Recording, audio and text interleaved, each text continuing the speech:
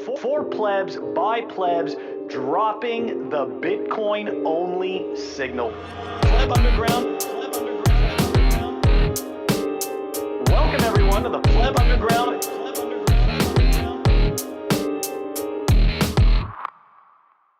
Welcome back to Pleb Underground. This is episode 70.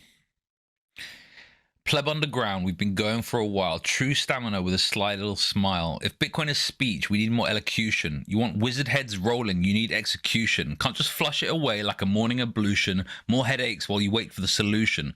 I'm of the opinion it'll all just dissolve. Just zoom out and it won't test your resolve. Maybe your TX won't float in mempool, but you can't let it steal your REM, fool. Flooding all around, and now it's even snowing. Snowflakes all around. Wow, some even growing. They keep selling ordinals to sheepen their flock. Unimaginative inscriptions fill the writer's block. Chasing money and dreams, not the girl in the slighter frock. Life more than beige and creams. Orange is the new black rock. More than the exhale, bellow after each dead lift. Raw can never fail, like yellow's banana bread grift. Transacting ain't easy, even using lightning. Emotions layer 2 drive fear and frightening. ETFs launch for more pump and dump. Gotta hodl fat like the camel with a hump. Please use multi-sig to avoid the jump. With a $5 wrench attack, your head has got a lump. Some trading strategies will bite you in the rump. DCA, dust pile, fuck that. All in, you can't trump. Life not always light and airy, it's not chocolate mousse. Make tight decisions, can't afford to be loose. Bitcoin is for enemies, even when there's a truce. The black book released, but did he tie his own noose? Home is where you hang your hat, but I don't own a fez. Bitcoin is what you decide, forget what Diamond says. I suggest self-custody, but it's advice, not prescriptive. Each time that I write, the quality is scriptive. I hope you all write, don't be a scroller and liker. Better choose right, get a stroller if you like her. Better choose tight, foam roller, not a psycher. Money over height, like our boy, good guy biker. Boom. Absolutely awesome. Welcome back to Pleb Underground, everyone. In case you didn't understand, who is joining us? That's right. We've got Good Guy Biker, aka Bad Guy Scooter. Dude, probably long overdue, I think. I think it's long overdue. Thank you so much for joining us on Pleb Underground. Hey, it's lovely to be here, guys. You know, anytime I can get away from the mines, stop slaving away, it's always a nice thing. Good excuse. I appreciate it. We appreciate it, man. We appreciate it. And we love your setup. We're going to talk about that a little bit later. But right now, guys, we're diving into the numbers. Yeah, the numbers brought to us by TimeChain Stats and TimeChain Calendar. What do they look like this week, Phil? At the time of this recording, the block height is 825,503. The Bitcoin fiat exchange, 43,625.7574. I don't know, it keeps changing. Anyways, total public lightning capacity, 4,997. Moscow time, 2292. Fastest feet, is that right? I thought it was much higher this morning. Anyways, 31 sats per VByte. We got 100 days to the halvening. And what do we got? Chain rewrite days, 657.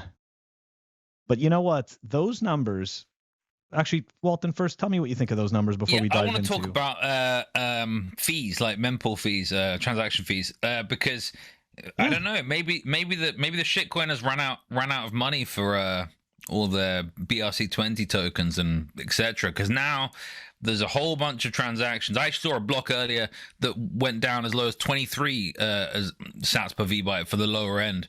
You're getting transactions in the low 20s and high 20s and low 30s sats per VByte going through. So you got some, I think, people consolidating some UTXOs because, I mean, I did a transaction the other day. I think there's a few people.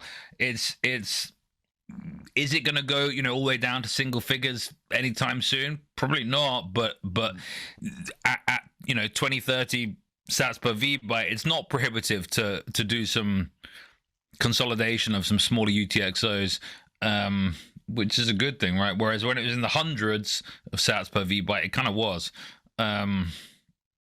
If I could quickly just say here, there's a lot of narrative lately that like fees are bad for Bitcoin and like people are attacking Bitcoin. And if I just may say, thank you for tipping your security guards a little extra right now during the bear market. These miners need to get fucking paid. And when people talk about like doing things to not pay them, I don't know. It seems silly to me. There's been a natural ebb and flow to Bitcoin its entire life cycle. I'm confident at some point in the near future, we will see 1 VByte Satoshis again. We have seen 1 VByte Satoshis regularly throughout Bitcoin's life cycle.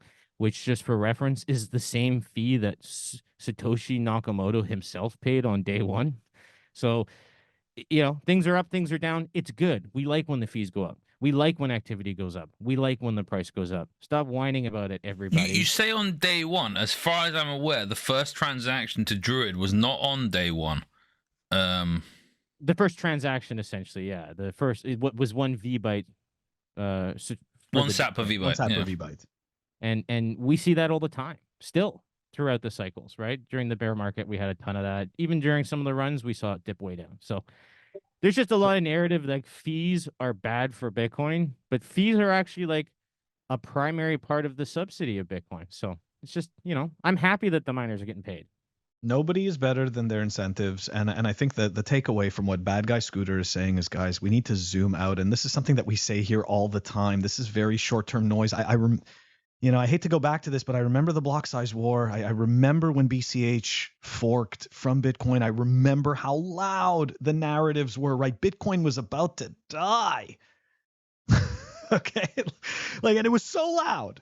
And it just wasn't true. It just wasn't true. And speaking of which, we're gonna switch topics. We're gonna go over to, that's right, everyone's favorite topic of the moment. We're gonna take a look at some ETF garbage. I mean some ETF news that's inspiring. For the numbers, that's right. We're gonna take a look at the ETF stuff because on Twitter there is such mixed signal. I keep hearing about $500 billion of volume, 4.6 billion. Okay. It's all right. So here we go. This is not that number. Okay. This is not that number. Spot Bitcoin ETFs drove over 600 million in one day. Okay. Now, specifically, though, the 11 spot Bitcoin ETFs that started trading Thursday for the first time drew in 625 million in net inflows, right? That's new money. According to preliminary data compiled by BitMEX Research, the Bitwise Bitcoin ETF led with 238 million, indicating strong institutional interest. Following were Fidelity Wise Origin Bitcoin ETF and BlackRock's iShares Bitcoin Trust with 227 million and 111.7 million, respectively. Grayscale's GBTC, which has the highest fund fees at 1.5, had 95 million of outflows. So congratulations to the people that kind of called it on the Grayscale essentially selling their Bitcoin to the Bitcoin ETF buyers, because I think that was kind of one of the things that, you know, it was like, is that going to happen? Oh yes, it's going to happen. But what do you guys think about, you know, like, to me, 600 million, I mean, sure, but when we take a look at Bitcoin's overall market cap, like, even though I know market cap isn't really that big of a metric, but like we're at what? Right? Like $900 billion, at least yesterday we were at like 913 billion. So 600 million, it's like a drop in the bucket. Doesn't it seem? Well, if you look at Coinbase's OTC desk yesterday, they did $2 billion over the counter in one transaction. So as much as this ETF narrative in one transaction, you said? In one transaction, a single transaction. Yeah. I think it was 2.1 billion. And it didn't move the market at all. They know what they're doing at those OTC desks. But the point of all of this is this ETF narrative isn't as strong as people assume it is. I think people are still wise to the fact that paper Bitcoin is in fact not Bitcoin.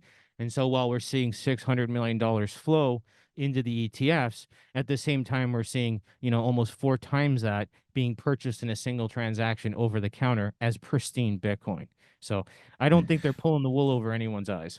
My understanding was there was more like 4 billion they said 4.6 in total orders, but yeah, probably the 2 was a single order, yeah, which was crazy. Yeah, but one key point is that these ETFs had like pre-subscription, right? The inflows to them weren't ever going to be the same amount that's then bought spot there and then for multiple reasons. One, yeah, the subscription aspect. So these ETFs know how much money is going to be coming into them in the first couple days, and so over probably a couple of weeks or maybe even longer, they're buying up that Bitcoin, and certainly not, you know, majority not spot, majority over like OTC desks.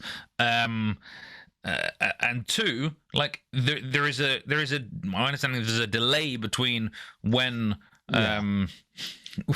When like the order is made for buying an ETF, and when the actual ETF has to like change the underlying assets. And so even Adam Back seemed confused about this in the Kathy Wood spaces. I'm sure many of you listened to, where Elon Musk, etc. Like, it was there's a lot of confusion around the ETF.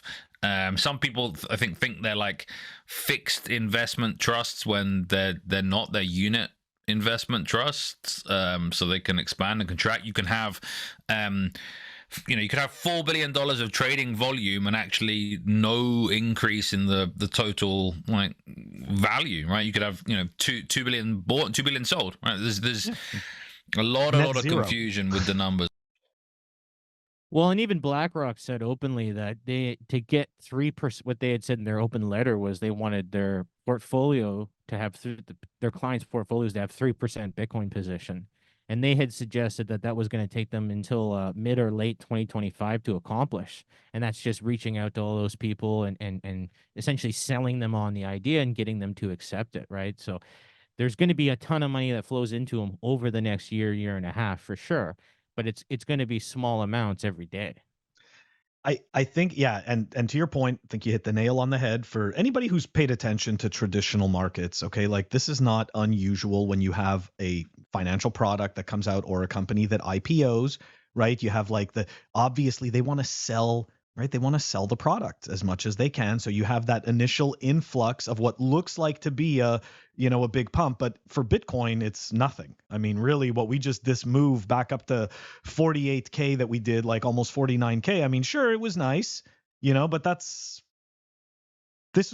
I mean, in the grand scheme of things, it's a nothing burger. And the truth of the matter is, it came straight down, right? Yeah, it did. We lost all of it. 49 and back to 46. We're at 43 now. We're like, at the time of this recording, we're at like 43 and a half. So right, we're dumped again the day after. Yeah. I was the only person on Twitter Spaces saying that we were going to get a pullback. Everybody was talking about how it's ridiculous. I was joking. I said we were going to 26 because of the DC. No, but I was joking. But yes, of course, there's going to be a fucking sell the news. That's what happens, guys. Is this new? Come on, is everybody new all of a sudden? Okay, that's the point.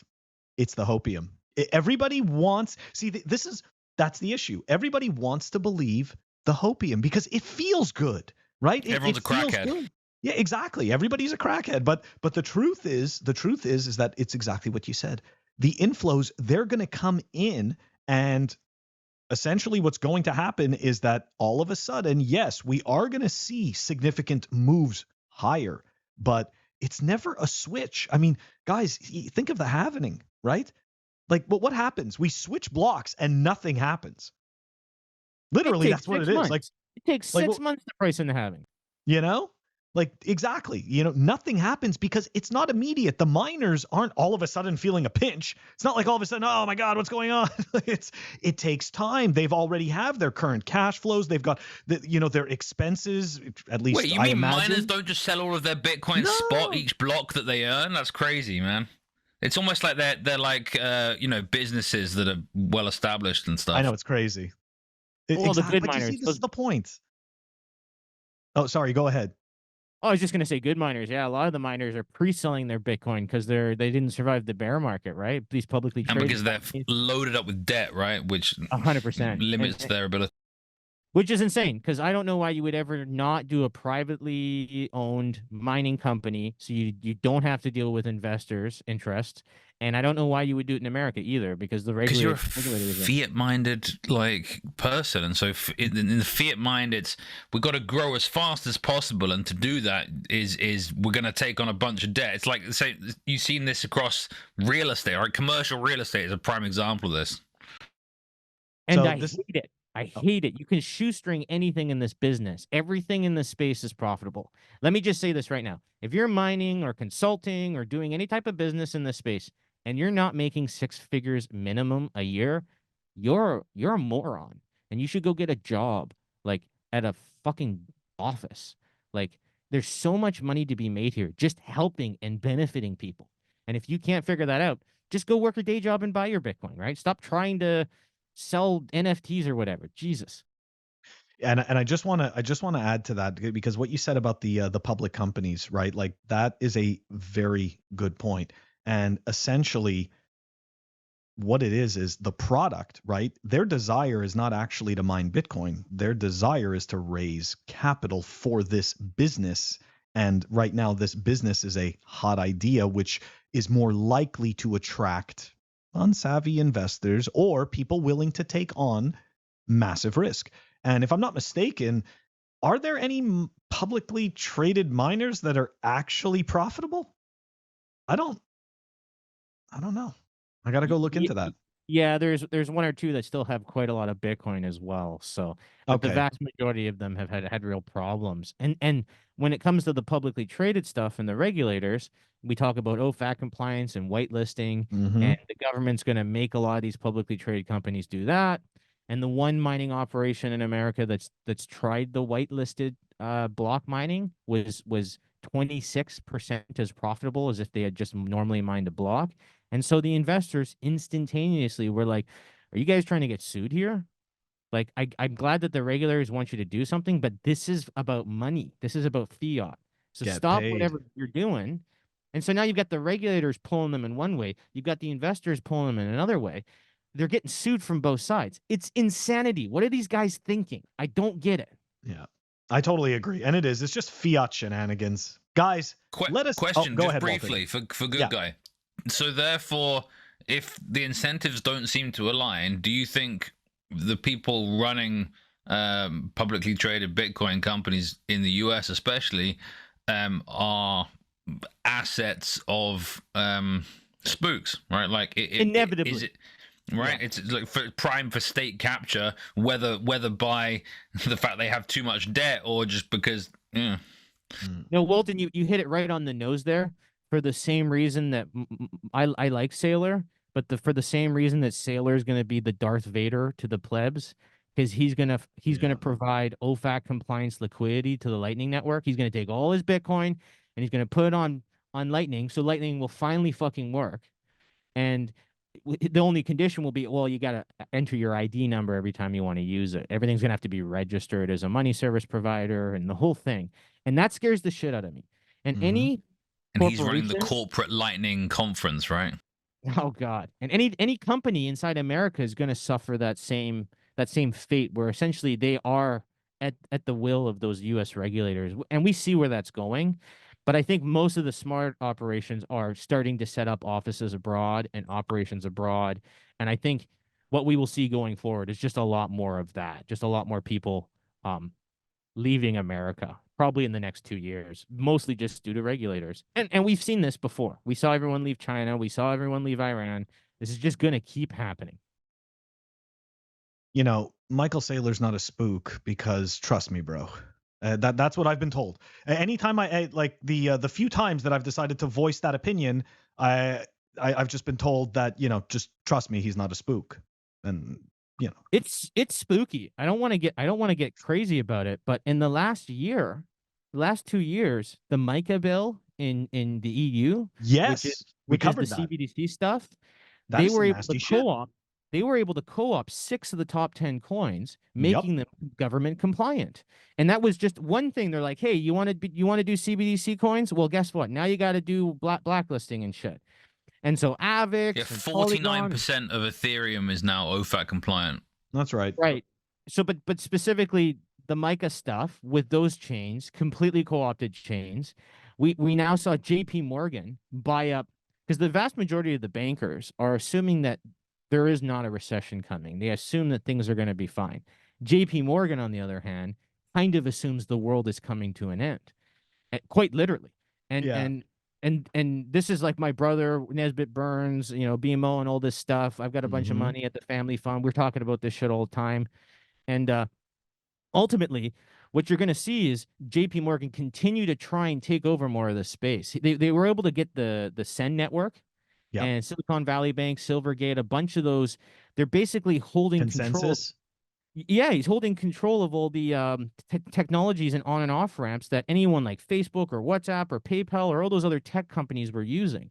He's holding all their accounts now as well, right? So in a single year, we saw that happen with the crypto research initiative, the crypto research fund. They're funding all the academia. And so they're funding all the universities and schools, and they're pushing forward consensus tokens, the wokeness, that sick woke behavior we see coming out of academia. Yep. They're moving into government, passing laws that are favorable for these corporations. Same thing we saw happen with Coinbase, right? That guy passed the BitPay license there, made it so basically Coinbase could be the only operator in New York. And then he went and sat on the board of Coinbase for a bunch of money like 2 months later. So the whole thing is getting it's ramping up government control and the psyops. It's so heavy. And I see things like ocean mining, and I see how they're trying to activate filtering of any kind, and how they're doing that with venture capitalist subsidy by charging no fees if you're mining filtered blocks versus charging you 2% if you're mining unfiltered blocks. Filtering leads to all of this regulation stuff. It's a very slippy slope.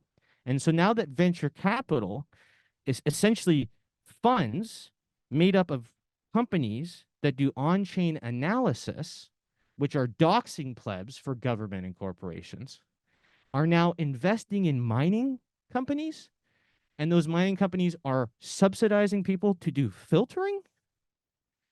Like, that scares the shit out of me too. Like this, and people don't seem to care, but this is so slippy. This is such a slippy slope we're seeing from all aspects. We might end up with 3 or 4 forks of Bitcoin here in the next year. If this not Bitcoin keeps going on, Fed coins coming, we're going to have all the CBDC coins hit on the BRCs. So like things are happening fast. And everyone's like, it's an attack and it's an attack. And they're all attacking each other instead of paying attention to the real bad guy, which is the Fed, which is the money printer. And the central bankers. It's always the central bankers. Yeah. And so this now is we're actually talking about block sizes again, to Walton's point and to your point, right? We're doing the hash wars all over again, and people don't appreciate that that's actually what's going on. Yeah. No, absolutely right. And guys, let us know what you think. Put it in the comments. It's going to wrap up the numbers, and we're going to move it on over to the Fireside Chat. The Fireside Chat is brought to you by BTC Pins. Check them out at btcpins.com. Use the code PlebUnderground for 5% off awesome Bitcoin themed pins. Yeah, that's right. You know it. I'm going to show you my collection because it is awesome. Guys, 5% off all of these amazing pins and more at btcpins.com. Welcome back, everyone. We are diving into the Fireside Chat. As you know, our guest, GoodGuy Biker, a.k.a. Bad Guy Scooter. You take your pick. We don't know which one we have on here. Which one do we have on today?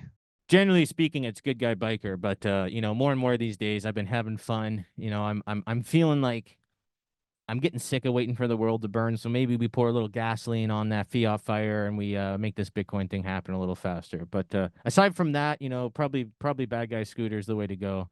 Elon, you did this to me.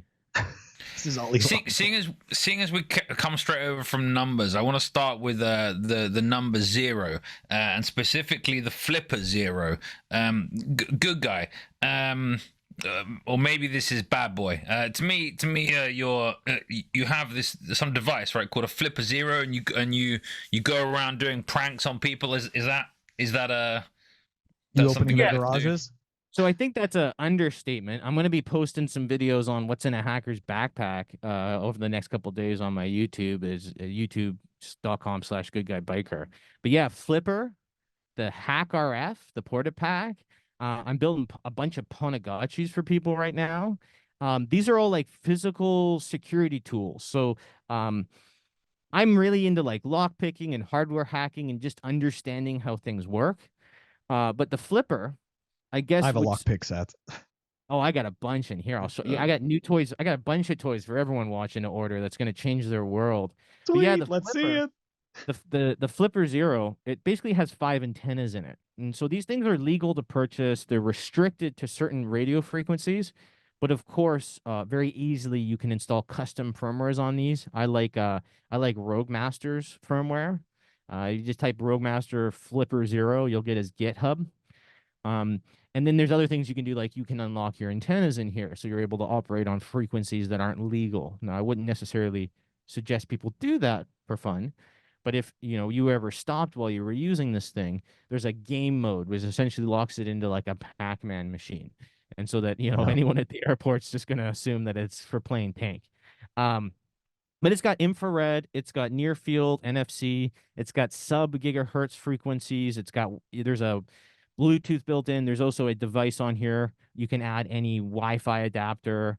I've got blasters for it, so I can send infrared through a whole store and turn all the TVs on or off, or I put whatever I want to watch on at the bar or the airport, or I fuck with all the billboards everywhere, and I turn on fancy things downtown, turn on like lights and stuff.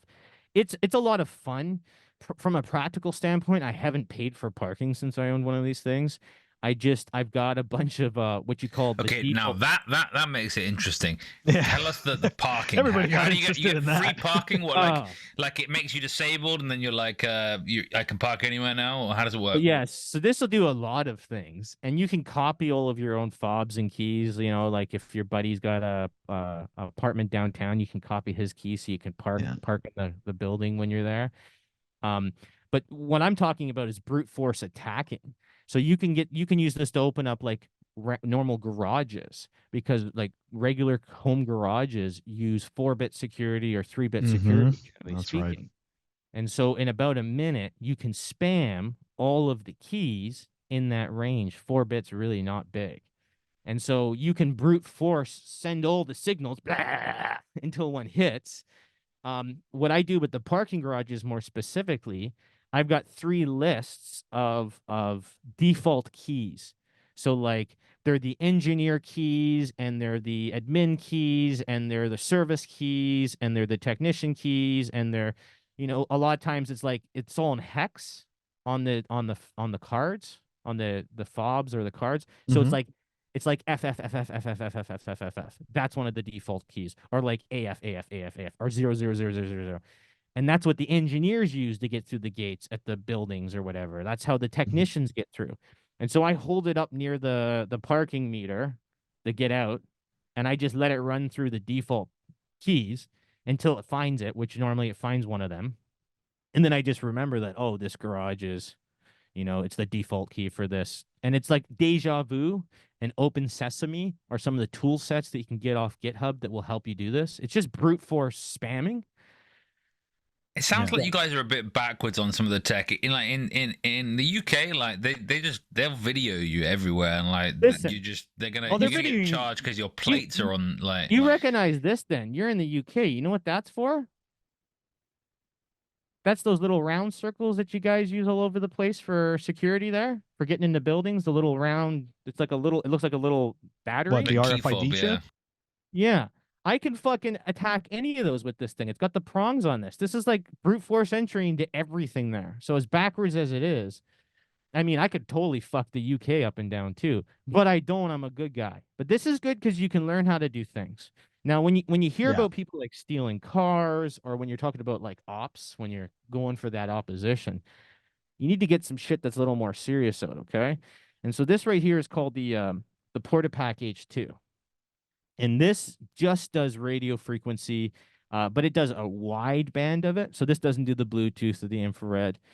But basically, what this will do is it'll scan all the frequencies around you, and it'll tell you what you've got. Now, I've got a variety of different antennas. Nice. What a lot of people don't appreciate is actually the length of your antenna is generally the frequency that you'll hone into.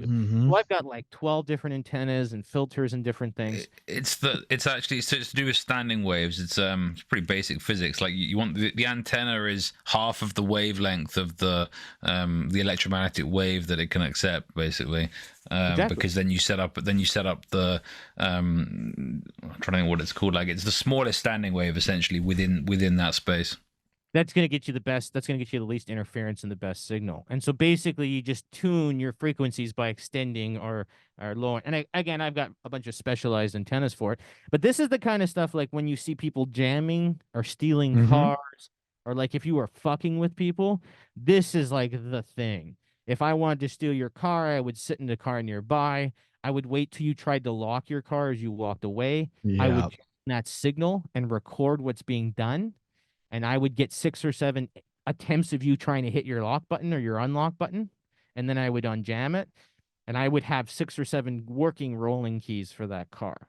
Yeah. Right. So those are the types of things. And again, we don't do that type of stuff, but we work as white hat hackers. So it's important we know how to do these things.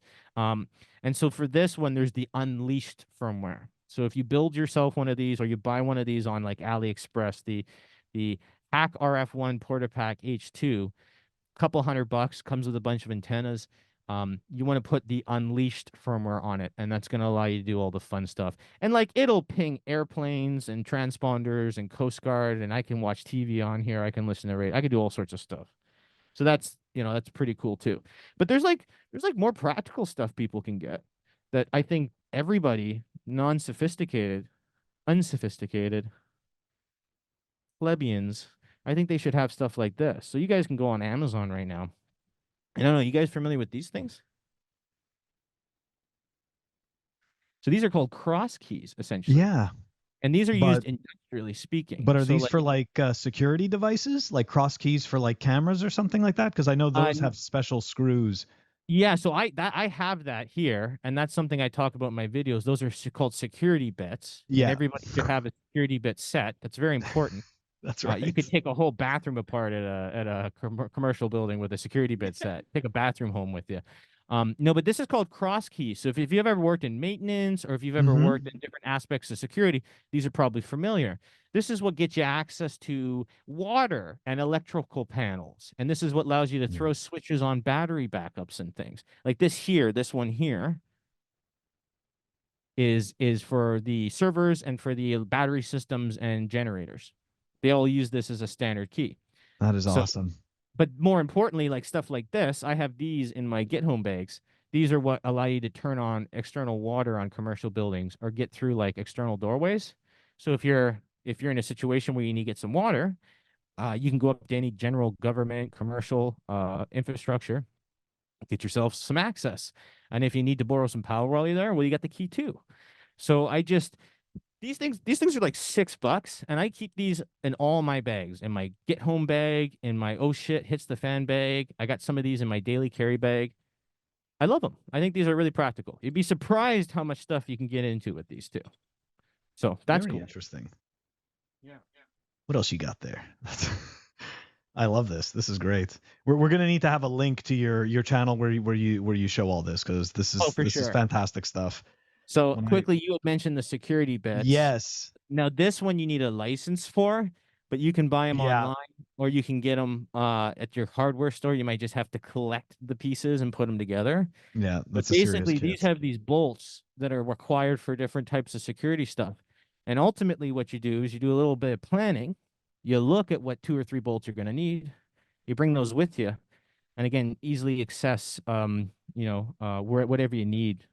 So that's really surprising. And like flanges and covering and dividers and those types of things are often using this. So like getting in through windows, getting in through walls, getting in through gates, taking paneling off of fucking warehouses.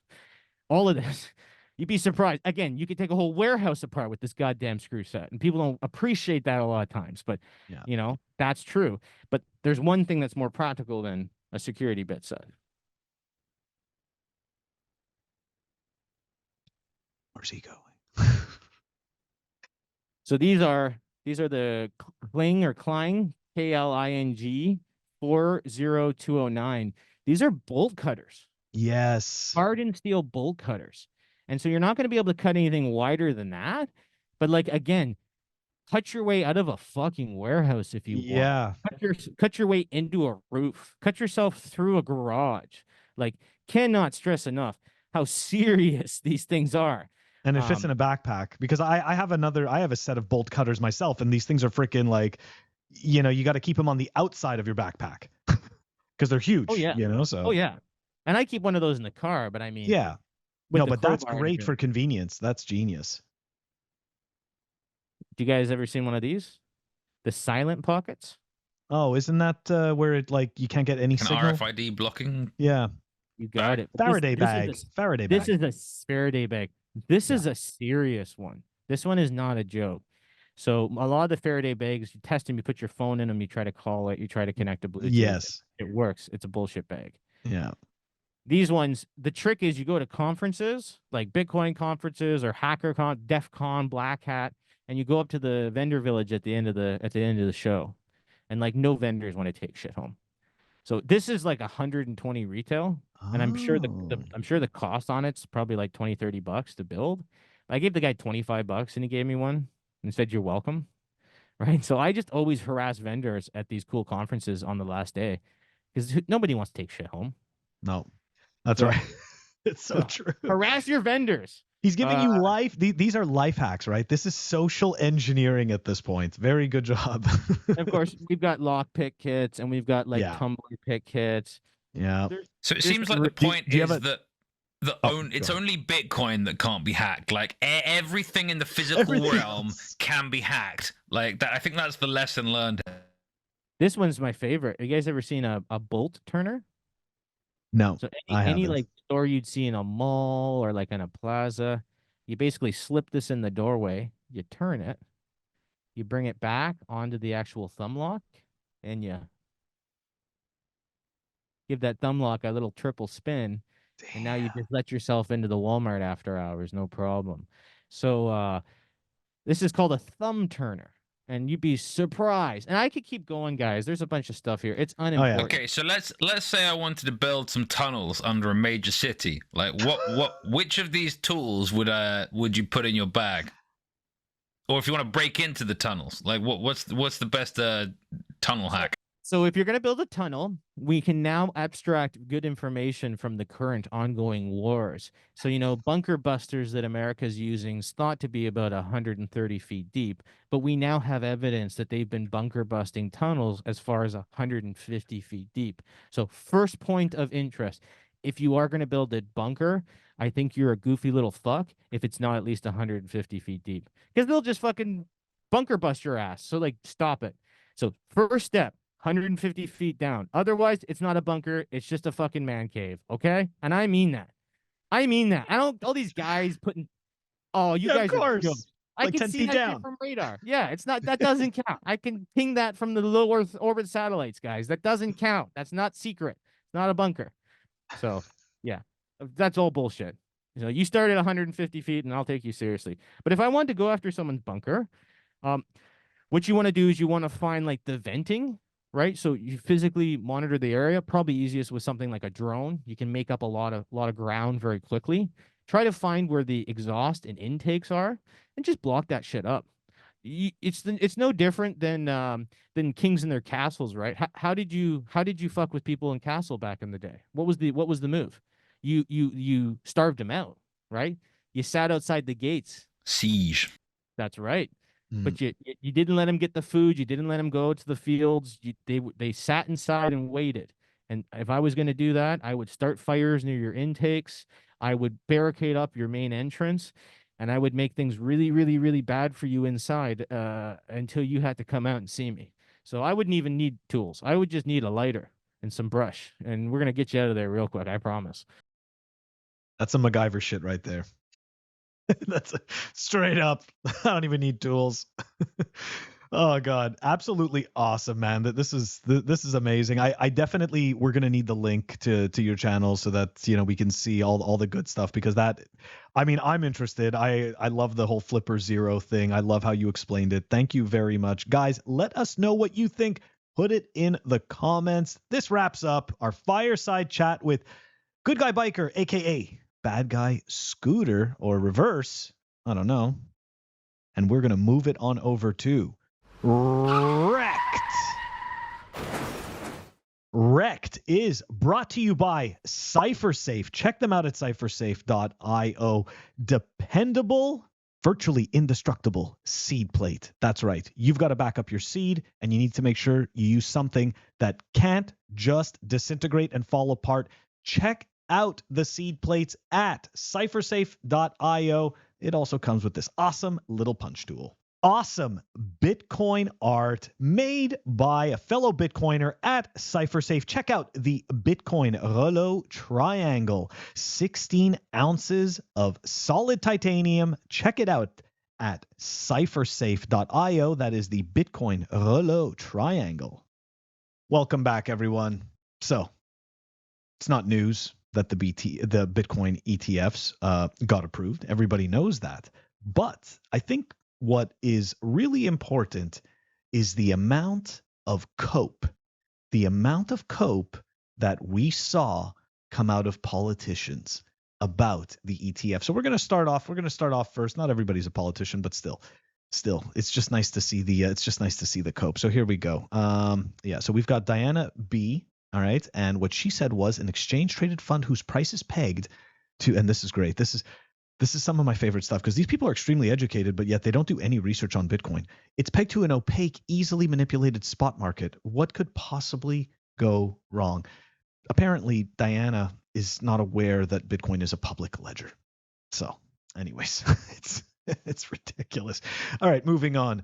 We had the New Scientist, okay, which, as BitPain pointed out here, check this out. Oh my God, they posted their shit propaganda a third time. And that's right. All this week, New Scientist has been posting the same debunked thing about Bitcoin's electricity usage worldwide. And it keeps getting debunked. So lots of cope. We like to see it. But wait, there's more cope. Here we go.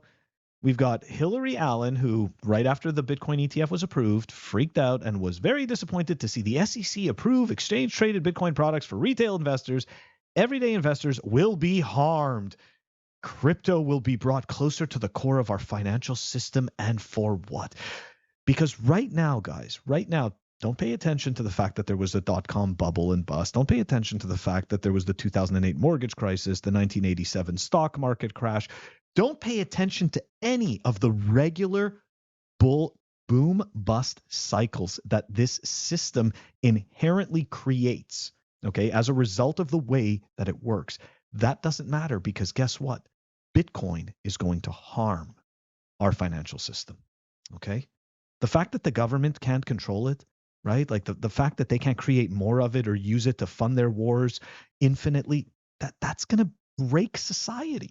Anyways, let's continue on. And of course, right, everybody saw, I mean, I'm not going to say it's disappointing news. I couldn't give a shit whether Vanguard offers ETF products or not, but I thought it was really funny that right away there was a statement made, and here we go, Vanguard and Merrill Lynch skip Bitcoin ETFs, right? So Vanguard, one of the largest asset managers in the world, made its stance clear even before regulatory approval. The firm stated that it has no intention to offer spot Bitcoin ETF or any other crypto-related products, citing a weak investment case for digital assets. Company highlighted that unlike traditional stocks and bonds, most cryptocurrencies lack intrinsic economic value and generate no cash flows. Now, don't get me wrong. I don't disagree. There is no intrinsic value, so to speak, and it doesn't generate cash flow. But that's not Bitcoin's value proposition. So, hey, stay out of the game. I don't think it really matters. Another point of view could also be that maybe they're going to change their tune when they see some of their bigger customers walk out the door, or some of their bigger customers maybe put pressure on them.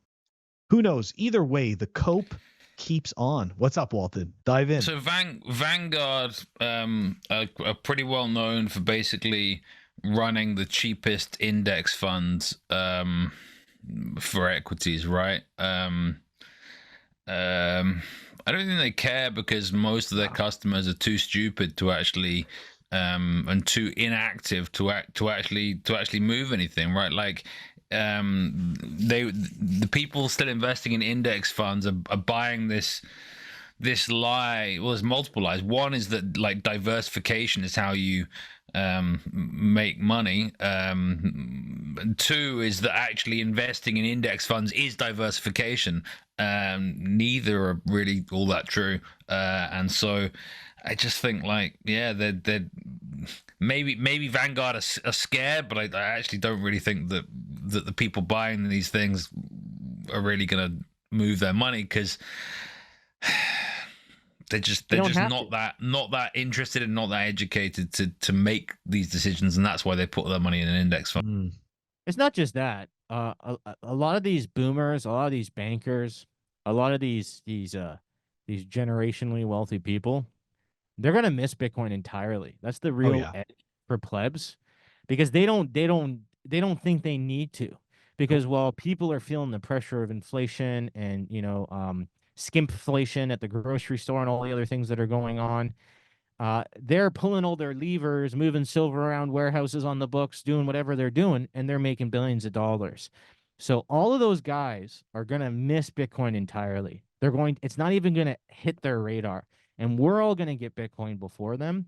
And when that money finally gets passed down generationally to the next person, they're all going to come rolling in behind us. That's right. Because the largest transfer of generational wealth is coming, folks. And it's not in the form of cash or stocks. It's actually in the form of companies. The vast majority of the income that exists that's being transferred is coming from businesses. And so the young people will be taking over these businesses, and they will either be not interested in those businesses, or due to the rapid pace of change, those businesses aren't going to keep up. And eventually that money will find itself into the free market. And a lot of those younger people, in my assumption, are going to move towards things like Bitcoin. Yep. But we all have probably 4 or 5 years at least to front run all of those guys. They're not going to get it anytime soon because they don't have to. No, I totally agree. Absolutely agreed. All right. So maybe we're going to, Walton, we might have to start a new segment where we might have to call it Cope, because this next part to REKT is just, this is going to get ugly. So get ready. David Bailey. Oh, everybody's here to save Bitcoin. Is that what you're talking about? Everybody's here to save it all at once. We're in trouble. Oh yeah, let's get into it. Here we go. This is this is going to get so look, after the ETF approval, I had to retweet this. And I was polite. I believe I was polite, right? I just said, no, the best way to own Bitcoin will always be to self-custody. And who was I answering to? Or who I should say, who was I retweeting? That's right. I was retweeting Bitcoin Tina. And here we go. Owning and trading the Bitcoin ETF will be the best way to own Bitcoin. This is what bothered me right here. That specific word in this context.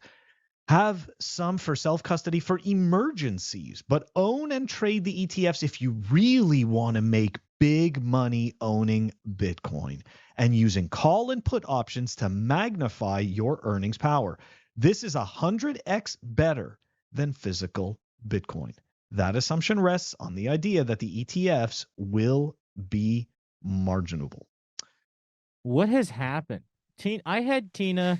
Tina was a friend of mine, I would say, for many years. I remember the first time I came on Clubhouse, I got like tore up by Tina. Like, and I asked, like, you know, not a bad question. He had made a bit, you know, point about, it was, you know, time is money, and like you gotta have like focused questions. It was a good point, but like, dude, this guy's gone from being like fiery and half smart to just like, I don't know, an advert for better Alzheimer's medication. What the hell's happened to Tina, man?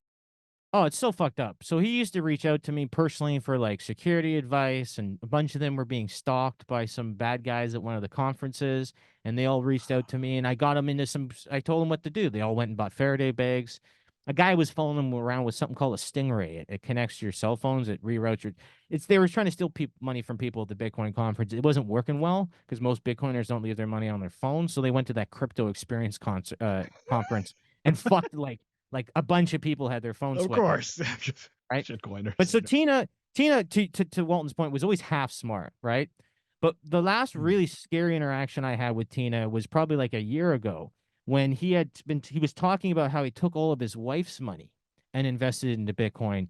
And I think that was at like $56,000, something quite high.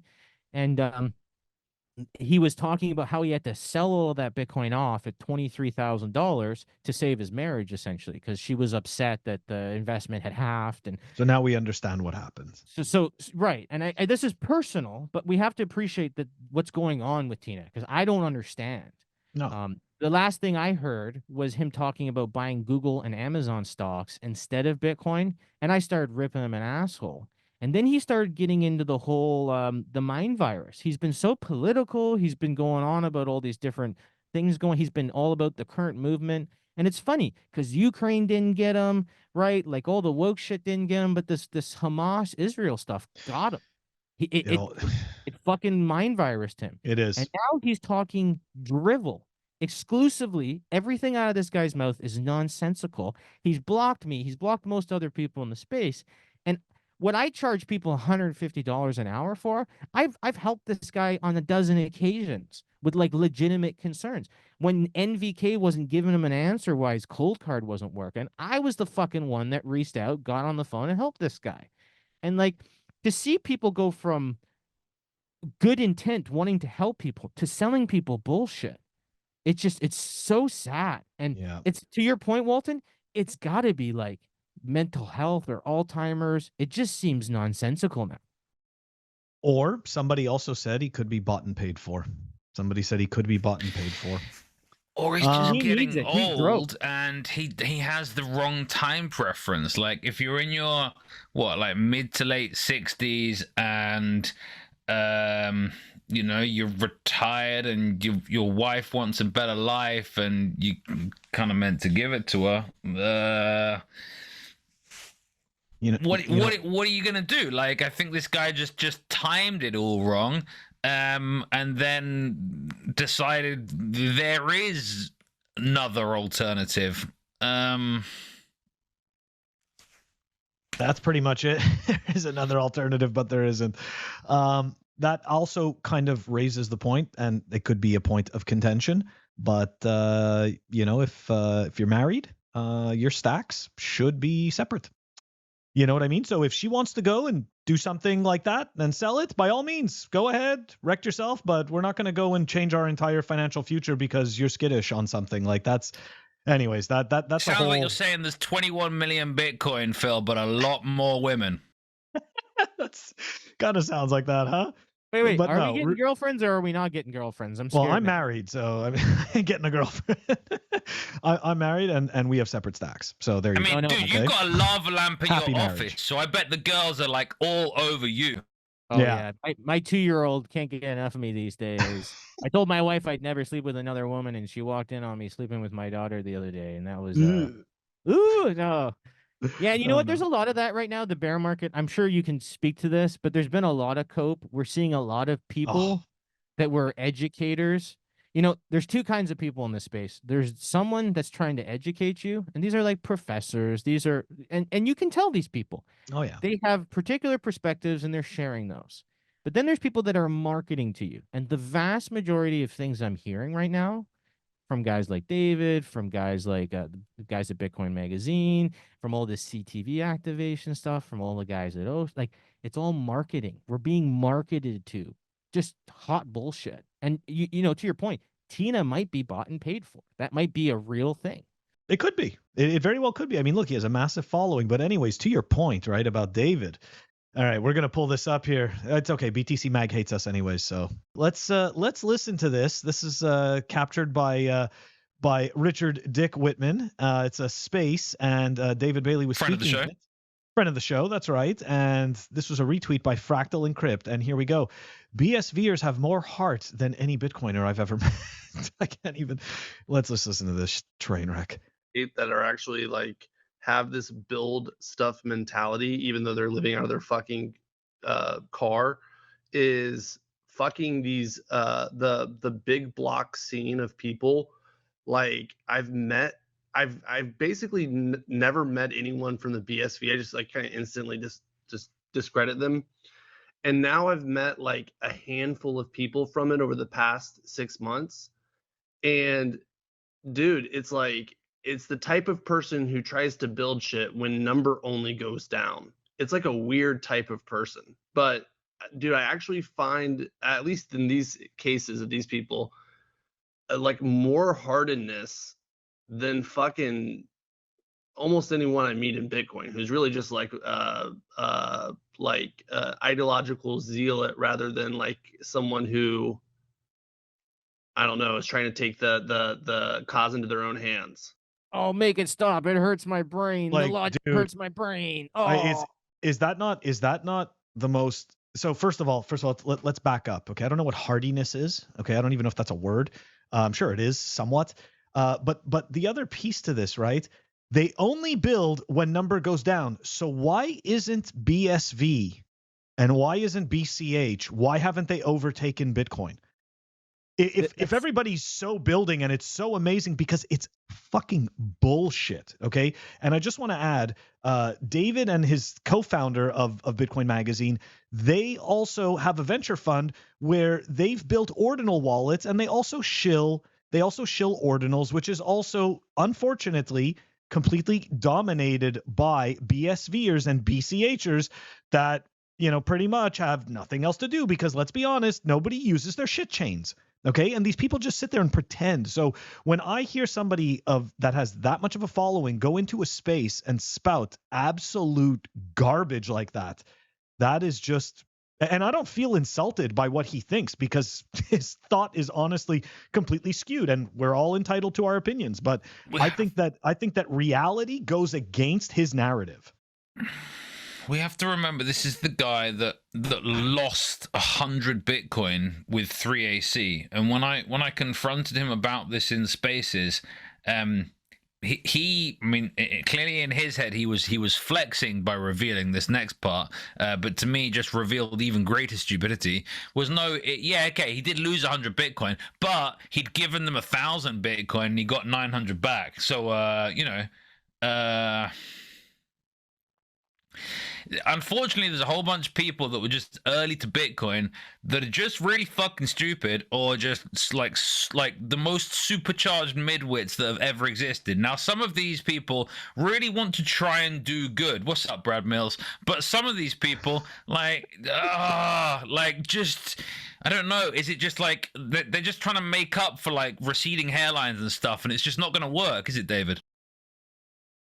I think people are panicking. It's, this is people not Yes. having enough money. That's what this is more than anything else. If you don't have enough money at home to tell marketing and all these opportunities to fuck off, then you probably have a lot less money than you think.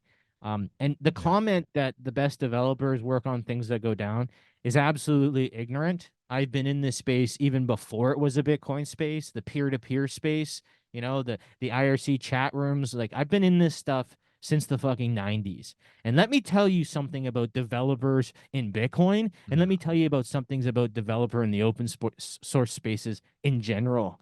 You know what these guys don't give a shit about is fucking money. They don't care if the price goes up or down. That's They're right. trying to solve problems. They get off staying up all weekend writing code that does something that doesn't happen yet. They make things come into existence. That is what they get off on. And it is so hard to get these really good developers at companies like Google, at companies like Microsoft, because they don't give a shit about the corporate life. They don't give a shit about a 6 or 7 salary income. They just want to sit and do whatever the fuck they find interesting. They are unmotivated by money. And if I told you that some of the best developers in the space didn't even have cryptocurrency, you wouldn't believe me. But I would be 100% right. Yeah, 100% right. Well said. Absolutely, absolutely well said. I mean, and it's completely different when you're building like that, and I think that it's interesting, right? Because guys like David Bailey, I'm kind of surprised that they don't realize that, right? Like, I mean, think about it. Bitcoin, I mean, okay, so it could be argued, right? But let's be honest, all the work that was done, right, from back in the 90s and the 80s, and all of this cryptographical work that has been done up until, for the most part, has been the desire to solve the impending problem that is going to be huge. So, yeah, like they don't really care about it. But the other piece I just want to add specifically is that he said that BSV developers, okay, that's the kicker for me. Like, what are they developing exactly? I just saw today there was a Twitter account that was made for a BSV chatbot. What the fuck does that chatbot do? It pretends to be Bitcoin. Exactly. It does pretend to be Bitcoin, but this is my point. Like, what are these innovations that he's talking about? I'm not seeing this. I don't consider any of this innovations. And none of it's new. All this stuff could be done with multi-sig, all this CTV stuff, like all this stuff can already be accomplished. There's a reason people are trying to push forward these things. There's a reason that block size is a narrative. There's a reason that fees are a narrative. There's a reason that Samurai Wallet is talking about how filtering is bad. Like, the war has started. And if you step back and look at this thing from 20,000 feet, it seems like David and a lot of other people are trying to focus on block size very, very much. And I feel very openly that between a couple of these mining pools, between guys like Udi and between guys like David, there's conversations going on in the background working towards forking this shit. I really do think that there is people on both sides of these arguments working together towards block size wars. So let me ask you this before we wrap up. What's the REKT angle on this that nobody's seeing? Well, anybody that buys pictures or banks on these bullshit chains is gonna lose all their money. Just like everybody that put all their hash or their financial interest into Bcash is out massively because of it. Anyone that's putting their interest into Bitcoin knots, anyone that's putting their interest into filtering, anyone that's putting their interest in this template bullshit, they are going to be less profitable. They are going to get wrecked. That's just the bottom line. Has the World Economic Forum infiltrated Bitcoin? Oh man, yeah. So that's the one warning. I've been building Faraday buckets for all my friends and family members. I gave the guys at the gun store radios. I gave my buddy who makes his own bullets radios. Basically, Soros and the World Economic Forum. I got the shirt on. It's awesome. We are economically fucked, it says. And you know, this is the shirt that more people talk to me. Like little Japanese girls will be like staring at me for 5 minutes and eventually they'll work up the nerve to run over. You mean because they're the same height? Yeah. And it's always like, nice shirt, nice shirt. And I've had adults at the playground get upset with me because they thought it was a real WEF shirt, right? They didn't actually look at it and they're like, oh, you like WEF? I'm like, bro, You read the support fucking these shirt. people? Yeah. So Soros and these guys, you know, I'm in Canada and Justin Trudeau is just a patsy to the WEF. And we're doing the 15-minute city stuff here. We're doing the totalitarian. We're passing all the laws about guns and about freedom of speech. And it's getting scary here. They shut down a bunch of people's bank accounts. But Klaus, you know, he warned us the COVID was coming and the COVID is serious and the COVID is not something to joke about. And the COVID will be a great opportunity for us to move our intentions forward. And Klaus has been talking about one thing a lot lately. He's been talking about the cyber attacks. He's been saying the cyber attacks on the power infrastructure will make the COVID look like a weekend vacation. You know, many months of no power, martial law, and lockdown in your homes. This is coming, and this will be very good for our intentions and our platforms. Yes, the power outage. And so I just want to summarize. These guys have been talking about power outages. That new Obama produced film on Netflix. The stuff about there's signaling going on in the community at large that we are going to have an extended period of power outage. There's a lot of bullshit out there, but for a normal person, a normal family, I think the most important thing you can have is make yourself a Faraday bucket or a Faraday box, a metal box, keep some stuff sealed in it, ground that box. It's easy to accomplish. I'm going to put up a video on how to turn old ammo cans or just plain metal buckets from the hardware store into Faraday buckets. Cool.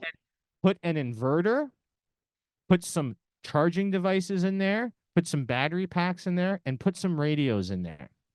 If there is an EMP, a solar flare, there's a nuclear missile launched above 16 kilometers over North America where we can't interface with it. We can, if it comes below 16K, we can stop it. But if they launch it suborbital, if a sub off our coast launches a nuke and hits suborbital, and there is missing nukes out there right now. There's 3 unspoken for nukes that the community's at large trying to find. This is part of the Iranian stuff right now. There's nukes in Iran that are floating around. There's going to be a power outage. And most cars, for example, will be abandoned all over the place because those cars will no longer function. Any cars It's after like an EMP sort of thing? Right. Yeah, or power outage in general, right? So the pumps aren't going to work. You're not going to be able to fill your car with gas. So if you have extended power outs, what's the safest thing for you to do in your family? Well, on day 1, you go out and you collect car batteries from abandoned cars. People will leave their cars where they are and they will go many, many far distances back to where they want to be. So just go find the abandoned cars, borrow 12, 14 car batteries, take those back to your home, use that inverter that you've left in that Faraday bucket. Those Hook 'em car in batteries are series. simple electronics. You can now run kettles. You can now boil water. You can now use It's like you mean a induction, like, DC AC converter, converter. essentially? Yeah. Yeah. Yeah. And they're like $30 on Amazon. You go get them at your hardware store. You want to have the alligator clips on them so you can clip on to the car batteries. Yep. What you want to do then is close the curtains, keep your family inside, and wait it out. If you've got enough food, you make yourself lots of good things to eat. You let the kids play fucking Nintendo. You read a couple books. You come out of it like nothing happened. You don't want to be the guy kicking I in feel like I doors. saw that show on Netflix. Oh, for sure. You don't want to be fucking with government workers. You don't want to be going toe to toe with other marauders. You want to stay locked in and throw Yeah. some shit on your front lawn. Make it look like the place has been raided, and just lock down. That's the smartest thing you can do for your family. Car batteries, inverters, and ham radios, my guys. This is important if there's going to be. Can we talk extended about the power. incentives just for a minute? Like, what, who benefits from this? Like, this is to introduce what? Chaos.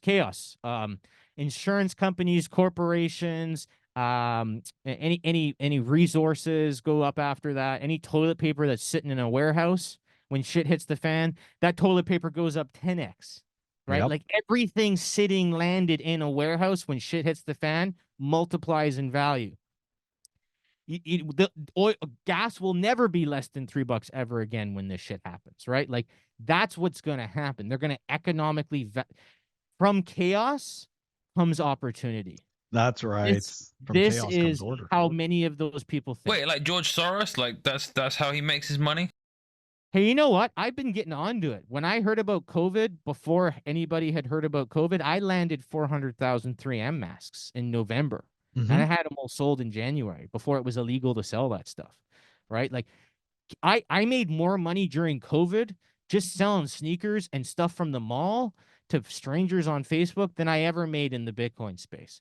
Like it's incredible. I was buying patio heaters from Home Depot for $240 and selling them to $800 to contractors.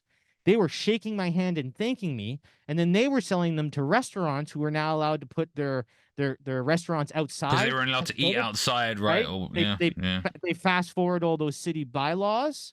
So then they were shaking the contractors' hands, paying $1,400, saying, "Thank you for letting me get back to business." Everybody was happy, and I was hand over fist profiting. And all I did was pay some guy at the Home Depot $100 to call me anytime the fucking thing showed up at the warehouse. Like it's not hard to do this stuff, folks. People, if you are broke, it is your own fucking fault. In 2024, it is so easy to make money. If you are not making money, you are a loser. Get your shit together. Seriously. Very well said. Very well said. And that's an awesome way to wrap up the REKT segment. Guys, let us know what you think. Put it in the comments. And we are going to move it on over to the Hopium. The Hopium.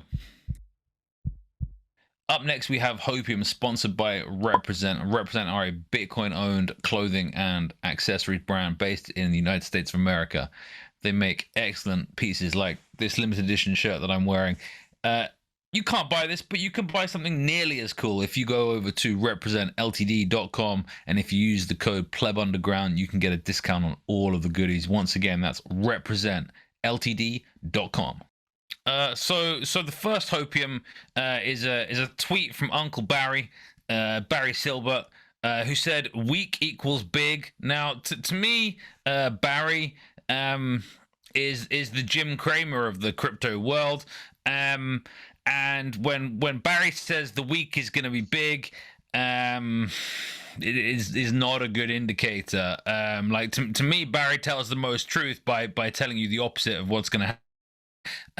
Pretty damn consistently. Yeah. So the ETF was they were accepted, which didn't mean approved. And then they were approved, right?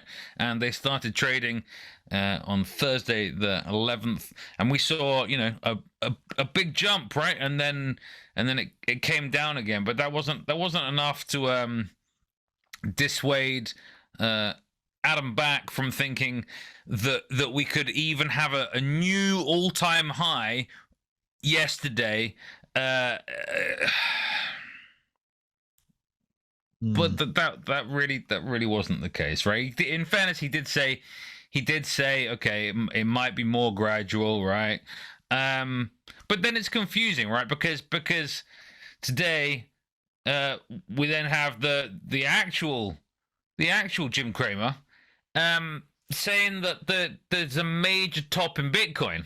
So, and like I said, Jim Cramer is the Barry Silbert of the fiat world. So, like, if he's saying there's a top in Bitcoin, then maybe actually like we're going to be going a lot higher. So we got some mixed signals going on here. And then we have like tradfi companies adopting our memes, right? Like this is Franklin Templeton, a big asset manager, now have laser eyes. So what the hell's going on, guys? Like, are we going to the moon?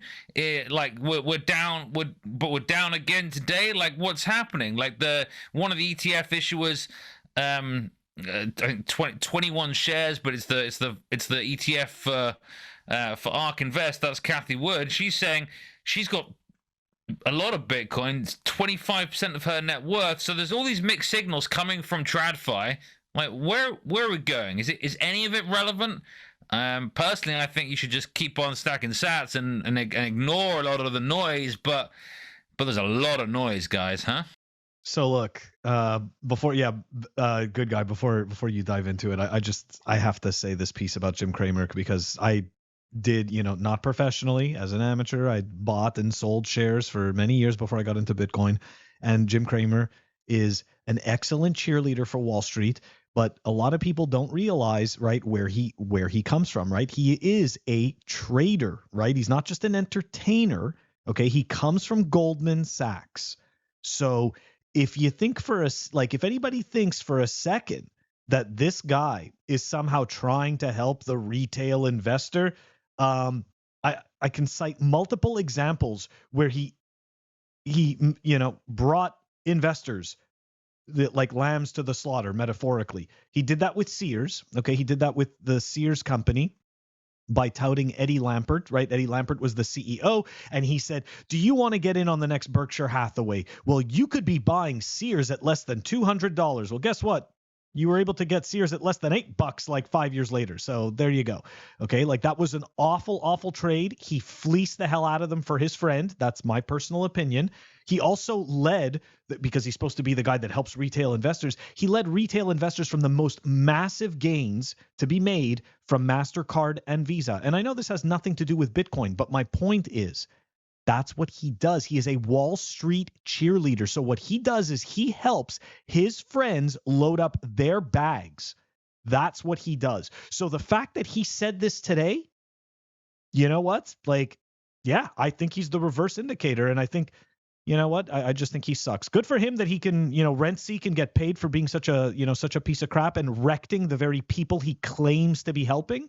But yeah, like, it's just awful. I can't stand Jim. Oh, there's more coming too, right? Like, I think what's really exciting is that when people think that Bitcoin's going to take over the U.S. dollar, they don't appreciate that the U.S. dollar changed in '70s and then it changed again just recently as a digital dollar. Currency changeovers, global stores of value generally are last about 113 years, traditionally speaking. And I think they've been resetting the U.S. dollar. I don't think the U.S. dollar is going anywhere, folks. I think that Bitcoin is a better alternative, but I don't think that the world's going to see it for that tomorrow. And all this talk about all-time highs next month, next week, I find it wildly obnoxious. The idea that Bitcoin is going to become a world currency is going to be a 3-generational thing, right? That's going to take long periods of time. I think that we've got another 10 years of all this same crap where different aspects of the market get interested. People start to look at gold and, a lot of people start to move that store of value over. We're seeing a lot of the equities and real estate values starting to move into Bitcoin. There's huge sectors of stores of value, and they will just keep moving over billions and trillions of dollars at a time. But that's going to take 10 years. So I would just think anyone that's getting too excited about selling next week, Change your perspectives, change your timeline. This is some crackhead thinking. Anticipate keeping your Bitcoin for another 10 years, guys. Yeah, I just thought I'd share this chart that kind of reflects what GoodGuy's been talking about here, that you had a number of different European currencies that were the kind of major reserve currency globally. You had the couple of Italian city-states that had currencies. The Spanish then had a major currency. The Dutch, the British, and then since then, of course, the US dollar.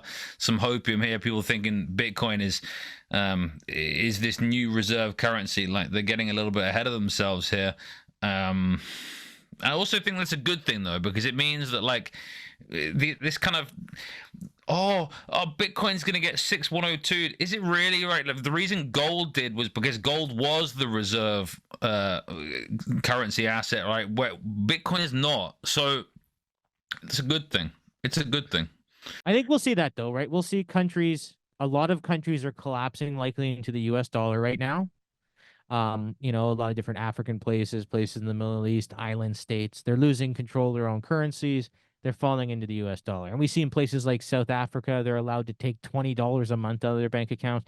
They almost exclusively use American dollars in cash there just to bypass all the banking regulations. And we will see some currencies collapse back into things like gold or precious metals. But we will certainly see more countries like El Salvador collapsing into Bitcoin. It's just going to be a lot less than people think. Yeah, I think I think that's a fair point. And also, it's going to be those economies that kind of need, right? That kind of need Bitcoin the most. So those will be the first ones. So yeah, I mean, it's going to be a long road. It's not going to be straight. It's going to have a lot of twists and turns.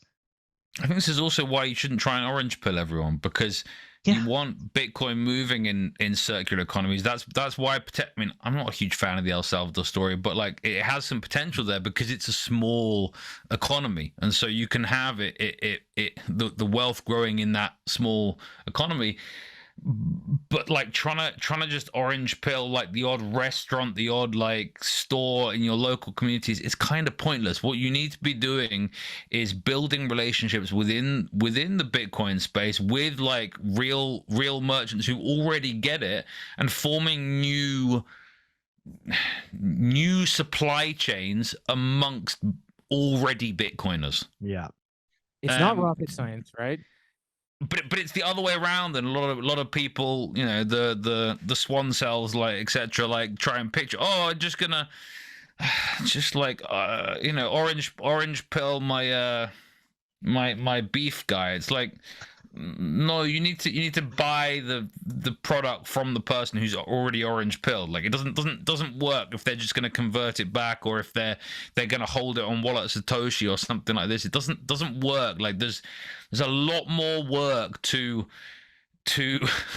like to orange pill someone producing something you already like versus like buying from someone who's already orange pilled.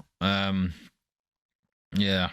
Anyway, we have one more story for Hopium this week, because I didn't want to just finish it on talking about ETF bullshit. Like, I'm so tired. ETF'd We're almost out done at this point. We're almost done. Yeah. The final story. ETF stuff is awful. Fiat Link. So there's a new Lightning Fiat standard. I'm sorry for blinding all your eyes here. I don't know if Medium have a dark mode. They better fucking have one. But hey, we don't have one today. Sorry, guys. Fiat Link, and I'm going to read some of this. The road to the circular Lightning economy inevitably passes through fiat country. Converting fiat and BTC back and forth is still part of life. However, that road could be a lot straighter and far less bumpy, which is why we're introducing Fiat Link, a standard exchange interface for Lightning wallets and Bitcoin brokers. Fiat Link is a technology that Lightning users and wallets and brokerages keenly need, whether they know it or not. Most brokerages only support on-chain transfers, which take several minutes. Leveraging Lightning would let them onboard users in a few seconds. Users shun friction, so accelerating the on and off ramps benefits them all.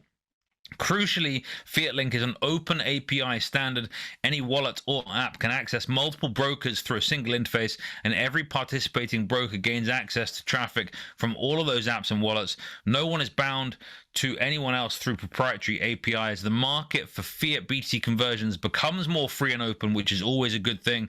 We're confident that Fiat Link is the standard Lightning has lacked, and to prove it, we're adding it to the Breeze SDK. With the SDK as a Fiat Link client, all the great app developers collaborating with us on the SDK will be able to access all of the participating brokers out of the gate. Both fiat and Bitcoin are currencies, and whilst we have a clear favorite, Fiat Link lets them both flow in and out of Lightning, in and out of apps, and in and out of brokerages. I'm not going to share any more there, but I will share the link in the show notes. Cool. I do think we need more and more people using Lightning as an on and I guess as an off ramp, like to be withdrawing from exchanges, from brokerages using Lightning for two reasons. One, it's faster, and two, there's no UTXOs to track, guys, so it's good for your privacy. I gotta say, that's actually pretty interesting, dude. Like, thank you very much for sharing that. That is awesome. At first I was like, what a strange name. But the reality is, and this is what I do appreciate, is that we can't ignore that there is this this very strongly intertwined link, right, between Bitcoin and fiat. Like, we can't pretend that there aren't on and off ramps. So if we don't actually start to try to address those, that part of it never gets better, right? It never gets better. And you could take a look at the traditional banking system for that type of stuff, right? Because essentially they haven't fixed anything that wasn't broke, but they haven't made anything better. And the only reason that traditional banking has started to move, I believe, is because of Bitcoin. Now there's that meter stick. Right? Now all of a sudden people know about, now I shouldn't say no.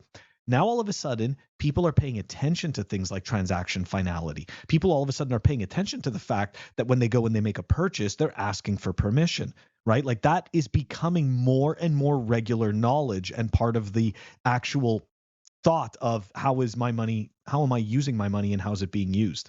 So anyways, I really appreciate that. And I'm actually going to I'm going to look more into that. I was shaking my head for a second there, and then it got me when it said open source. Yeah. And unlike so many of these people claiming to be here to save Bitcoin recently, one of the things those companies, those mining pools, those operations haven't been doing is releasing that code open source. Now, what's funny is this is peer-to-peer. So if you want to release something, I'm not going to give you a hard time if it's open source, because then the community can look at it, can audit it, can correct it, and update it. And I think that's exactly what this space is about. So I'm happy to see that. I'm excited to see more open source technologies come to Lightning and Bitcoin in general. And if anyone tells you they're here to save Bitcoin and their stuff isn't isn't open source, you give them a punch in the nose for a good guy biker. Very well said. Very well said. Absolutely awesome. All right, guys, this is going to wrap up our episode this week. Don't forget to like and subscribe. This is all we ask for. Good Guy Biker, aka Bad Guy Scooter, thank you so much for joining us on this episode. Oh, look at that. Awesome. All right, so how do the people get in touch with you? Because you've got a lot of services and you're very helpful and you're very resourceful. So how do people get in touch with you? I'll be quick. 14 revenue streams in the space. I won't tell you about them. Basically, if you need any advice, if you need any one-on-one support, if you've lost Bitcoins, if things are broken, if you're just looking for general business consulting, we do a ton of that. Help is free. Ask me questions anytime in a Twitter space or anything else of that nature. Leave comments in the video here on YouTube. I will reply to every single one of them if you guys have questions. I'm youtube.com/goodguybiker. And since Elon banned my account with 20,000 followers, I am now Bad Guy Scooter on Twitter. Feel free to just DM me anytime. And the last thing I'll say is, my business partner and I have been inundated with cold calls from people being scammed in this space. So please check in with friends and loved ones. See if they've been investing cryptocurrency anywhere that's not a hardware wallet. Please reach out to them. And if you need any help providing information, auditing those websites or convincing those people that what they're involved with is actually a scam, I'm happy to do so free of charge. I'm happy to help you get the right resources to report that information so that if money has been taken from your loved ones, the people that have done so will come to justice when they're caught. And if they're arrested with assets, there is in fact a potential for your family members or friends to get their money back. But they have to follow the reporting processes. We have to check in with our family members. So many people in this space are being taken advantage of now. If you want to be smart, buy Bitcoin, put it in a stick. You win. That's it. If they're doing anything other than that, please help them out. Okay? So Very I well love said. you all. Get those inverters. Spend more time with your family. Stop looking at the goddamn charts and just hodl, guys. It's easy. You know, they're going to try to get us to sell this year. They're going to offer you all sorts of money for your Bitcoin. You're going to have to say, you're going to have to say no. And that's when you're going to win. Trust me. Very well said. Very well said. Don't forget to check out our audio-only episodes on Apple Podcasts, Spotify, and Anchor. If you want to stream us sats, check us out on fountain.fm. You can stream us sats through Breeze. Walton, how do we end this? Family comes first. Sovereignty is a very close second. Fuckshitcoins.com. Thank you very much. We will see you next week. More toxic than the most toxic Bitcoin maxi ever. They said he's more toxic than the most toxic Bitcoin maxi ever.